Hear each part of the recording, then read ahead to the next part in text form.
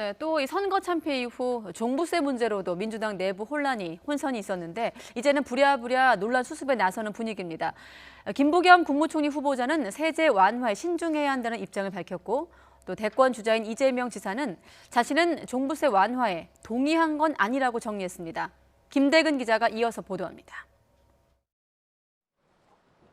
청문회 준비에 한창인 김부겸 국무총리 후보자는 최근 민주당 안에서 잇따라 나오는 종부세 완화 주장에 대해 또다시 부정적인 입장을 밝혔습니다.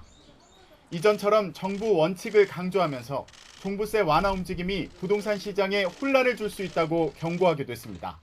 세제라든가 이런 부분들을 우리가 그렇게 설정할 이유가 있잖아요. 그 원칙을 지금 쉽게 흔들어버리면 부동산 시장 전체에 잘못된 메시지를 줄 수 있다. 그렇기 때문에 신중해야 된다. 실거주의 경우 2주택자도 보호해야 한다는 말로 논란을 일으킨 이재명 경기지사도 종부세 완화에 동의한 건 아니라며 선을 그었습니다.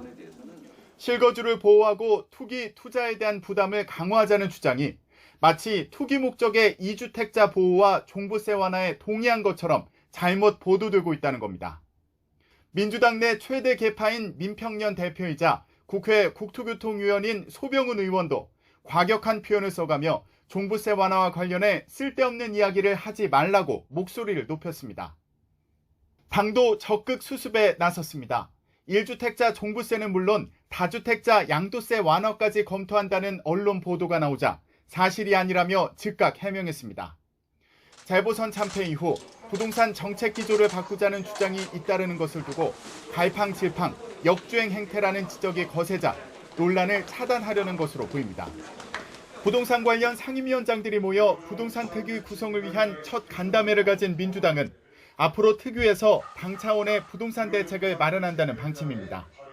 무주택자, 또 1가구 1주택자 중심으로 논의가 될 것이다. 부동산과 관련된 입법들은 부동산 특위를 중심으로 논의되고 또 진행되는 것이 바람직하다. 재보선 참패 이후 민주당은 세금 부담으로 성난 민심과 내 집 마련의 꿈이 좌절된 민심 사이에서 오락가락하고 있습니다. 이를 잘 아는 국민의힘은 이참에 종부세를 확실히 완화하자며 민주당을 마구 흔들고 있습니다. YTN 김대근입니다.